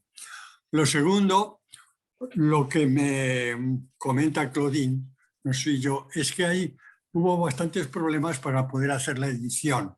Lo que se encontró, como sabéis, es un manuscrito en el que él había hecho algunos borrones, algún borrón muy importante por lo visto, y añadía al margen frases que podían sustituir a otras. En la edición francesa que tenemos delante aparecen notas en las que sustituyen algunas de las frases que quedan en la versión, en la edición, y abajo pone una nota con la frase que le podía sustituir, ¿no? Esto es un poco lo que puedo añadir a lo que decía el compañero que no entendía muy bien por qué se había tardado tanto en hacer la edición de esto. Y tercero, iba directamente por José Manuel, pero para todos acabamos de establecer definitivamente un programa que ya os llegará y un cartel que os llegará todo por online, ¿no? En el que José Manuel pues tendrá el gusto de hacer una ponencia dentro de las segundas jornadas de memoria democrática sobre memoria democrática y literatura. Así que os invito a todos los que estáis aquí, a vuestros amigos, a que el día 24 de noviembre, a partir de las 4:30, pues José Manuel, si él no tiene nada en contra, nos hará toda una ponencia sobre este tema. Nada más, muchas gracias. Cristelia. Sí, voy a participar para agradecer profundamente a los que hacéis posible esta fiesta tan intelectual, tan apasionante. Joaquín ha dicho muchas cosas que yo iba a decir, pero quiero aportar que es una novela de actualidad. Cuando he leído Una historia de amor y oscuridad de Amos Oz, también se relacionan muchos elementos, sobre todo de la infancia y de la familia. Y me encantaría que alguno o alguna pudierais decir por qué él se siente un hombre monstruoso y trivial por esa carencia de raíces o de identidad. Así, algún estudio más psicoanalítico, por qué llega a tener, si es tan lúcido y es capaz de superarse, por qué aboga tanto a la pobreza y a ese pasado que le persigue ineludiblemente. Pues nada más, muchas gracias. Gracias, Cristelia. Vos lo que preguntas no lo sé. Bueno, a ver si hay alguien que lo piensa y le ayuda en la respuesta a Cristelia. Yo algo si no pensaré. Urbano o Matilde, no sé quién de los dos. Sí, Urbano. Primero, muy contento de estar nuevamente un nuevo año aquí, participando intensamente, como te he dicho alguna vez, José Manuel, aunque no interviniendo tanto, pero sí participando intensamente. En eso puedes estar seguro. Porque son muchas las cosas que yo ahora, si vuelvo a hablar, ya se han dicho. No es mucho lo que puedo añadir, pero sí, aún así voy a decir algunas cosas. Primero, agradecer a Antonio cómo nos ha puesto, porque oye, Argelia, todos sabemos que existe, somos personas leídas, etcétera, pero bueno, nos ha contextualizado la situación, el libro, etcétera. Entonces eso es de agradecer. Además, que haya gente que participe, en este caso, agradecimiento. Y luego, yo creo que este libro, si se lee como yo lo he leído, y ahí me uno a lo que decía Joaquín, o relaciono con lo que decía Joaquín, yo soy de una ciudad-pueblo, donde he tenido una infancia que yo me he sentido muy identificado con muchas de las cosas que leía en este libro. Con la escuela, con la comunión, con los castigos corporales, que aquí igual ni se va a decir, pero cómo lo interpreta el castigo corporal el niño, etcétera, etcétera. Es decir, que quizá con cierta pobreza, con cierta posibilidad de estudiar gente que no tenía medios, no pertenecía a esa clase con medios para estudiar. En mi pueblo, por ejemplo, mucha gente estudiaba a través de los frailes, porque se iban los frailes, etcétera, etcétera, etcétera. O sea, me he sentido, pero que muy identificado con las abuelas, con la forma de entender la vida y con un aspecto que yo sí viví en Arnedo y que lo conozco también, que es ese trabajo que hace en verano y que muchas familias, estoy hablando de Albert Camus, claro, tenían necesidad de llevar a sus hijos a hacer unos trabajos de verano pues para que ingresara un dinero en la casa. Entonces, todo eso me ha parecido extraordinario. Pero voy a poner algunas cosas. Claro, sabemos que la novela es incompleta, o el relato es incompleto, etcétera, etcétera. Claro, falta la visión de los 18 años, de los 20 años, de los 25 años, otras visiones donde ya el protagonista pues es más mayor, donde ya claro, la novela como murió pues queda incompleta, lo cual no le quita mérito ni mucho menos. Por hacer etcétera, etcétera. Podría seguir por ahí, pero bueno, yo creo que también gran parte de las cosas ya se han dicho, pero sí voy a hacer una propuesta, porque no sé si en esta novela, creo que esta novela va a gozar del beneplácito de todos los que estamos aquí, o de una gran mayoría, pero hay otras veces que en este taller ha habido otras novelas o ha habido otras lecturas que han sido más polémicas igual, y quizás los que han intervenido, voy a hablar ya, hablo personalmente todo el rato, claro. Los que han intervenido han hablado a favor de una novela, claro, yo no me atrevía a intervenir, igual no era tan favorable a esa novela. Entonces mi propuesta va a ser que cada vez que terminemos una sesión, sepamos de una manera sencilla, que ahora voy a decir cuál puede ser, por ejemplo, hoy, si la novela ha gustado o no ha gustado.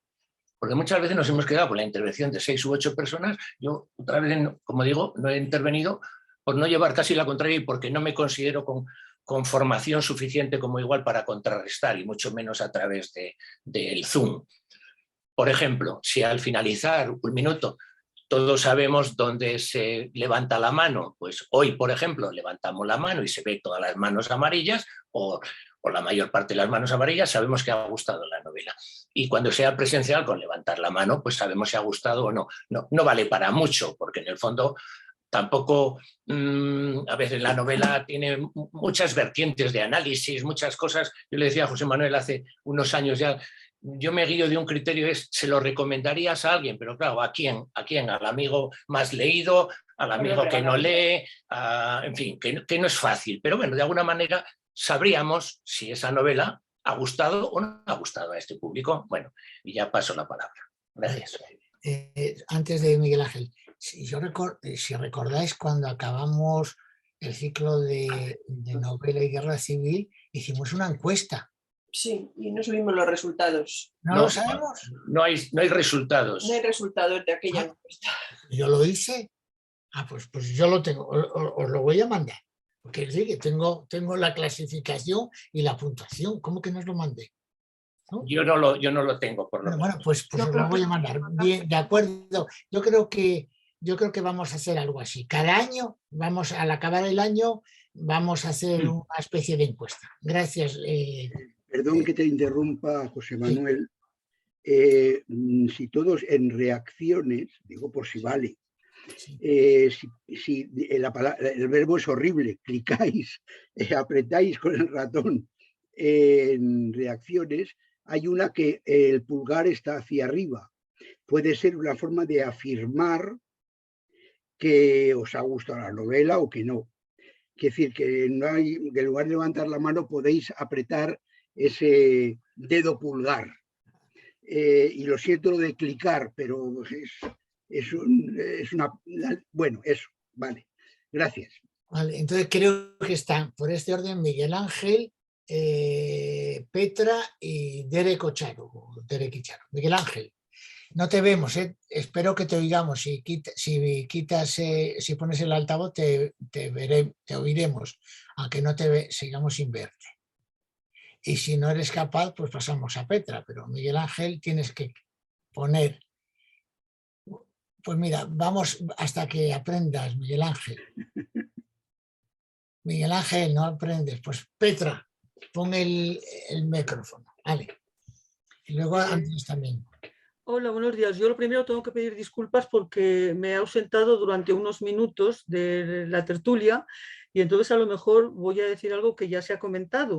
O sea, si es así, pues me lo decís y paso a otra cosa o lo enfoco de otra manera. A ver, tiene que ver con cuestiones de tipo técnico, de tipo formal, más literario que todas las cosas tan estupendas que se han dicho sobre contenido, pero afecta al contenido.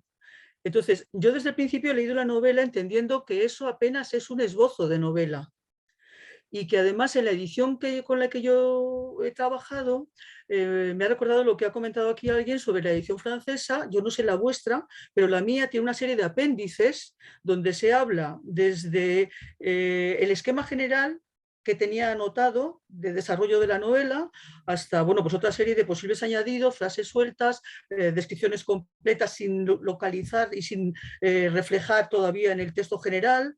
Entonces, para ver la importancia de esos fragmentos no incorporados al producto final, quería utilizar el tema que se ha mencionado en varias ocasiones de la madre. Y entonces, en esos apéndices de elementos incompletos, primero, había prevista una tercera parte que iba a ser la madre. Y supongo que lo habréis visto, no sé, o sea, lo cual significa que efectivamente la importancia que él le estaba dando era fundamental a la hora de diseñar el proyecto. Y luego, cuando habla de ella en esos apéndices añadidos, en esas notas, hay incluso una cuestión que yo creo que también se ha apuntado aquí, pero para ratificarla con las palabras del autor.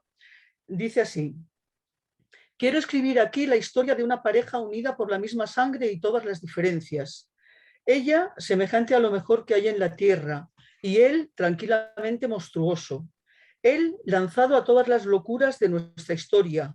Ella, atravesando la misma historia como si fuera la de todos los tiempos. Ella, casi siempre silenciosa y con unas pocas palabras a su disposición para expresarse. Él, hablando sin cesar e incapaz de encontrar a través de miles de palabras lo que ella podía decir con uno solo de sus silencios. la madre y el hijo. Y luego otra cita muy chiquitita, también en el mismo paquete de notas sueltas para escribir la tercera parte del libro, algo que me parece trascendente. Capítulos alternados que dieran una voz a la madre. El comentario de los mismos hechos, pero con su vocabulario de 400 palabras. O sea, en su proyecto estaba reflejar a la madre, representar a la madre, retratar a la madre, incluso con voz propia y con ese vocabulario de 400 palabras. Solo era eso,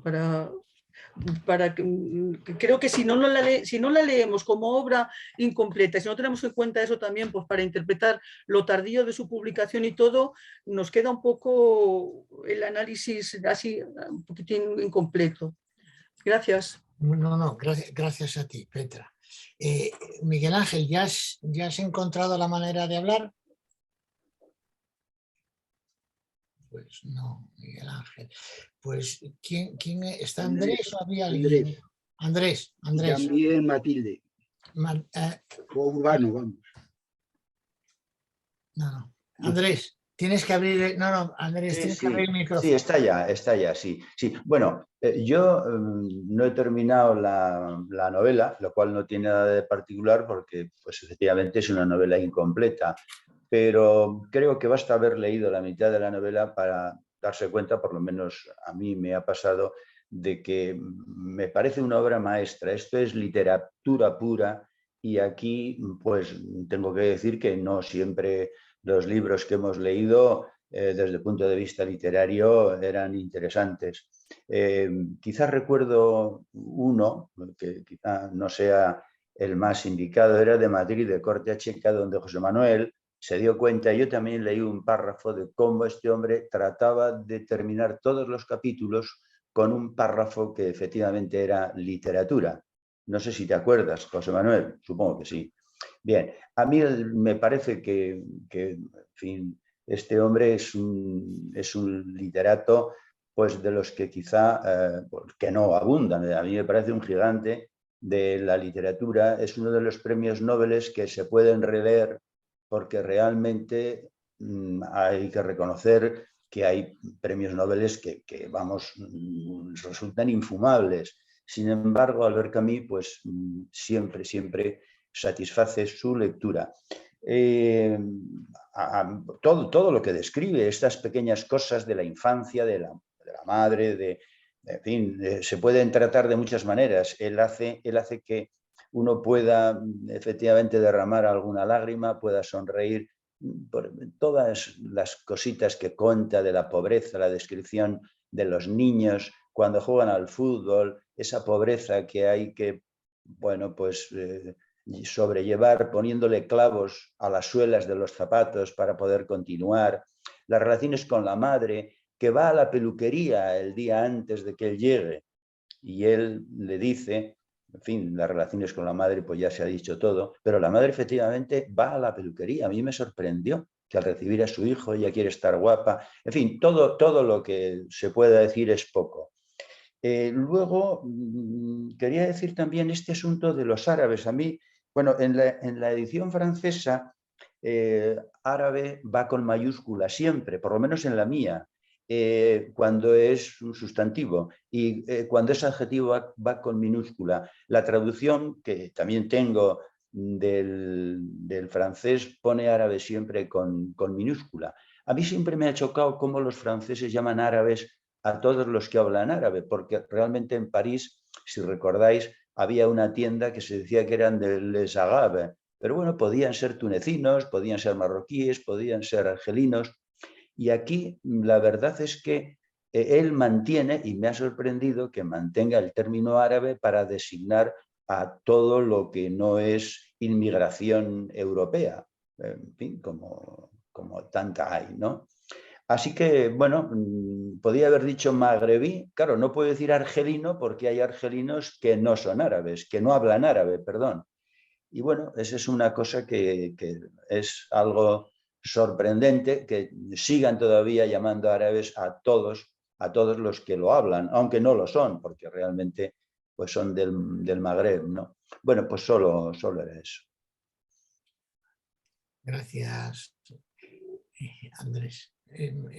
Andrés siempre tiene la habilidad de, en una tertulia donde casi siempre somos muy complacientes, de poner siempre unas... No, pero, oye, No, perdona, he dicho que es, Vaya. para mí es una novela maravillosa. Ya te digo que no hace falta terminar para ver que es un, en fin, creo que ya lo he dicho, es un gigante de la literatura. Todo lo que toca, casi todo lo que toca lo hace maravillosamente y produce esa sensación de la literatura es emoción cuando lo es, ¿no? Y en fin, a mí me ha touché, me ha tocado, sí.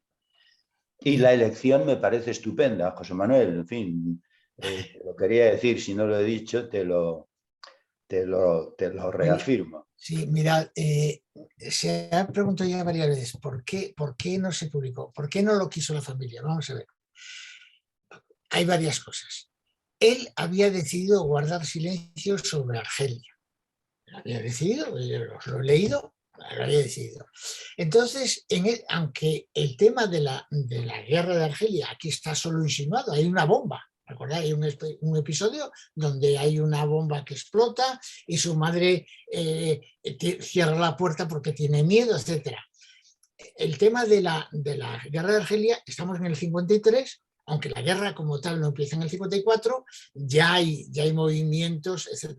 Entonces, la familia, respetando posiblemente su voluntad, no la quiere publicar porque en el año 61 estaban en guerra y por lo tanto podía malinterpretarse la novela. O sea, la novela como de la guerra no dice nada, pero hay una bomba, hay una explosión y hay un par de referencias a ese clima, pues yo creo que después nosotros ahora la podemos leer, en el 94 se podía leer despojada de esa inmediatez.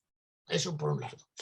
Y segundo, como era una novela incompleta y por lo tanto técnicamente deficiente en muchas cosas, porque es posible que si lo hubiera seguido viviendo, a lo mejor la propia incluso estructura, como nos ha dicho Petra, con los añadidos, lo hubiera cambiado. Es una novela que en ese momento podía tener detractores desde el punto de vista literario, de artefacto novelesco, mientras que en el 94, ¿sabéis? Porque aunque fuera póstuma, en el año 61 Camus seguía siendo un personaje vivo, muerto físicamente, pero vivo. Entonces, posiblemente su fama literaria hubiera sufrido porque el lector no habría tenido capacidad de leerla como la leemos nosotros.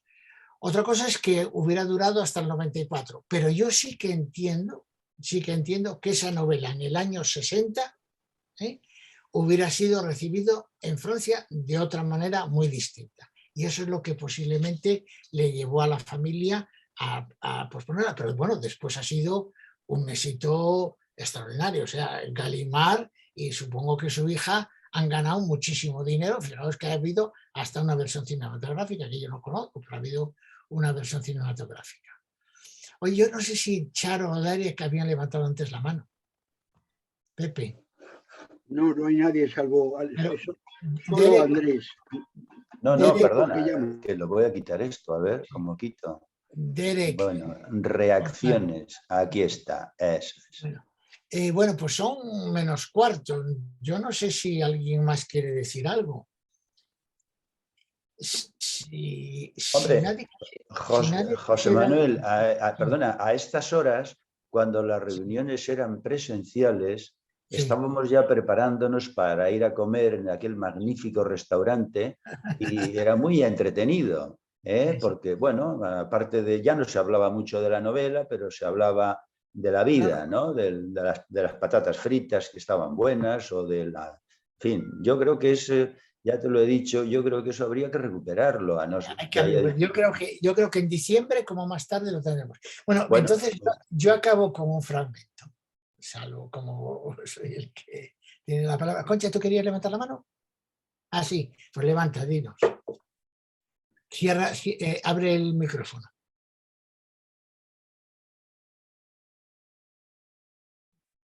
No lo has abierto, Concha. Abre el micrófono, abre el Un micrófono. momento. Ya. Ya está, ya está. ¿Ya está? No, ya está, ¿no? Sí, sí, Sí. sí. Ya es que la falta de práctica, perdonad. No, yo solo quiero decir que bueno, que Camus es un autor al que se le quiere tanto, pues después de leer esta novela se le quiere muchísimo más, porque conoces a Camus, el hombre con sus sentimientos, porque es que Camus tiene otro tipo de libros, generalmente los que hemos leído son otro tipo de libros, donde expresa evidentemente sentimientos de la gente y etcétera, pero lo de conocerlo a él un poco más, este libro es magnífico, a mí me ha parecido precioso. Al principio tardé un poquito en entrar, me costó un poco entrar en el libro porque, no sé, claro, no estaba acostumbrada a leer un libro de Camus como este. Y me costó un poco, pero después me fue gustando más y fui entendiéndolo más. Y luego me ha gustado también mucho haber escuchado a la profesora de Nantes. Ella da una explicación muy, muy literaria y muy buena y al mismo tiempo se lo sabe todo acerca de unas cosas, de otras y tal. Y ella en un momento dado da una explicación de por qué él se consideraba monstruoso y etcétera, que no es muy completa la explicación que da, pero dice que es porque él piensa que por haberse ido de Argelia, etcétera, de alguna manera había huido de lo que era su verdad de vida, su vida verdadera y etcétera, y que eso él, o sea, como si él hubiera sido traidor a su gente, a la gente y a la gente de su clase y a la gente con las dificultades que tenía y etcétera. Eso es lo que decía la profesora y esa intervención, toda la gente que entendáis francés, yo os la aconsejaría que la leyerais, porque que la escucharais. Es una clase muy bonita, en mi opinión, pero es que este libro es muy inspirador, desde luego, inspira muchísimas cosas y muy buenos análisis. Ya está. Se refiere ya a este vídeo que os mandé yo ayer, que creo que os decía yo, pues con eso ya nos ahorrábamos nuestra explicación, pero y además da gusto escucharla la señora esta, lo bien que se expresa. Leo una página para que nos emocionemos y nos vamos. Mirad, está en la página 66. Su madre, que ni siquiera tenía idea de la historia o de la geografía, que solo sabía que vivía en una tierra próxima al mar, que Francia estaba al otro lado de ese mar que jamás había atravesado. Francia, ese lugar oscuro, perdido en una noche indecisa, al que se llegaba por un puerto llamado Marsella, que imaginaba como el puerto de Argel, donde brillaba una ciudad muy bella, decía, que se llamaba París, y donde por fin había una región llamada Alsacia, de donde procedían los padres de su marido, huyendo hacía mucho tiempo de unos enemigos llamados alemanes, para instalarse en Argelia, región que era preciso recuperar de los mismos enemigos que habían sido siempre malos y crueles, sobre todo con los franceses y sin ningún motivo. Los franceses se habían siempre obligados a defenderse de esos hombres pendencieros, implacables. Allí junto con España, que no podía situar, pero que en todo caso no estaba lejos de donde sus padres menorquines se habían marchado hacía tanto tiempo como los padres de su marido para venir a Argelia, porque se morían de hambre en Mahón, que no se ve siquiera que estuviera en una isla, ignorando por otra parte lo que era una isla y que jamás había visto una. De otros países a veces les sorprendían los nombres, sin llegar a pronunciarlos correctamente. Y en cualquier caso, jamás había oído hablar de Austria-Hungría ni de Serbia. Rusia era como Inglaterra, un nombre difícil. Desconocía lo que era un archipiélago y jamás hubiera podido pronunciar las 4 sílabas de Sarajevo.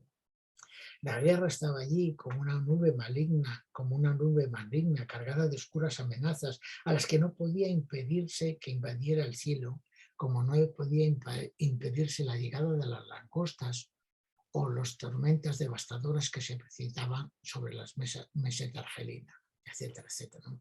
Bueno, me parece una prosa que como si de repente Camus hubiera dicho, bueno, ya he escrito filosofía, ya he escrito novelas existenciales, voy a escribir una obra literaria de la gente que yo quiero y de donde yo viví. O sea, me parece una elegía a los padres, una elegía a la familia, incluso a la abuela. Hay una escena cuando la abuela lo mete en la cama en la siesta, por ejemplo, a la Argelia de ellos, que, bueno, que para eso ha encontrado justamente esta prosa que me pasó a mí como a Concha. Yo lo leí en su día cuando apareció y ahora cuando lo leí la semana pasada, lo empecé a releer, no entré porque yo tenía un apriorismo con Camus. Yo quería leer es que, fijaos, la primera novela es El extranjero, la última El primer hombre, y son dos novelas antitéticas. O sea, el personaje del extranjero, el que mata a sangre fría y no siente ni su muerte ni la muerte de su madre. Bueno, no la siente. Hoy mamá ha muerto y punto. Lucila, que has levantado la mano. Sí, yo muy brevemente, por cumplir con la cuota femenina, por un lado, que me ha dicho José Manuel que es una de mis finalidades, y por contestar a la pregunta de Miguel Ángel. Tengo que decir por delante que soy una chulita. Y como soy una chulita, me he atrevido a leer El primer hombre en francés cuando mis conocimientos del francés son bastante limitados. No limitadísimos, pero limitados. Entonces, a consecuencia de esto, a mí me ha resultado una lectura muy dura. Me ha parecido excesivamente prolijo, me han sobrado ciertas descripciones. Me han encantado otras, a pesar de todo de mis limitaciones, hay otras partes que ya habéis mencionado todos, o sea que no me voy a extender, pero era simplemente para decir la reacción de una persona a la que no le ha gustado tanto. Es más, lo he abandonado a mitad de camino, lo he abandonado en la página 194 de 290 o algo así. Porque me resultaba excesivas, las descripciones me han resultado excesivas. Quizá me apetecía más el otro Camus, como muy bien dice José Manuel. O sea que ahí queda el punto negativo. Bueno, gracias. José Manuel, riñela, José Manuel. No, a ti sí, pero a Lucila ya sabes, la debilidad que tengo por ella, o sea que no. Vale. Que bueno, pues Concha, sí. Qué bien, no. Terminamos. El próximo que leemos nos va a encantar. Es una novela, yo creo que cuando la leí hace 8 años o 10, o bueno, cuando apareció, hacía tiempo que yo no leía una novela que me entusiasmara como esta de Amos Oz. Una novela en todos los sentidos de la palabra. Es una novela como tiene que ser una novela grande, con muchas historias, con mucha cosa detrás. Nos encantará. Vamos a buscar una persona que creo que es experta en el tema palestino y nos hará la introducción. Antonio, tú no estabas, pero te han agradecido, alguien te ha agradecido públicamente tu introducción, que, bueno, como somos cuñados, yo no te lo hago, pero sabes que siempre las haces muy bien. Olga, solo un minuto. ¿Tenemos que ir a ver Argentina 88 o 85? Olga. Bueno, no la hemos visto todavía, pero creo que sí. Creo que sí. Yo la he visto ayer. Estoy muy contento de haberla visto. Creo que es una película que tendremos que ver todos y sin embargo cinematográficamente tengo mis dudas, pero bueno, a mí me interesó muchísimo. Tengo mis dudas sobre la ¿Cómo no vamos a estar con esa película que quiere condenar y que condena? O sea, estamos de acuerdo. Cinematográficamente no sé si es tan buena. Cinematográficamente os aconsejo... Si hablamos de memoria, sí aconsejo una española, Modelo 77, ahí vamos. que es cinematográficamente una joya también. Eso es lo que, al contrario que esto, Modelo 77 es otra película que es de visión obligatoria para la gente que nos interesa, como a todos, la memoria histórica. Y si tenemos algo que discutir sobre solo sí es sí, hay que ver El acusado. Es decir, que esa película, si alguien está interesado en la polémica solo sí es sí, pues tiene que ver El acusado, una película de una riqueza de matices extraordinario. Lola, has levantado la mano. Sí, yo sí creo que hay que ver Argentina 1985 y no estoy de acuerdo con que cinematográficamente no merezca la pena. Creo que sí merece la pena. Eso sí, los carteles se ven muy mal, o sea que hay bastantes carteles. Recomiendo que os sentéis un poco hacia adelante, porque nosotras siempre vamos hacia atrás y no se leían y es una lástima.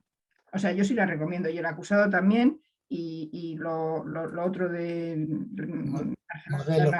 Modelo 77, por supuesto. Por supuesto. Bueno, pues ya tenemos más obligaciones, queridos. Muchas gracias a todos. Pepe, gracias a ti porque la técnica siempre nos salva. Gracias a vosotros, que sigamos todos también. A ver si en diciembre, como más tarde, nos vemos las caras. Un abrazo a todos y Pepe, cuando quieras nos... Aurora, levanta la mano. Gracias. Gracias a todos. Gracias a todos. Adiós. Gracias.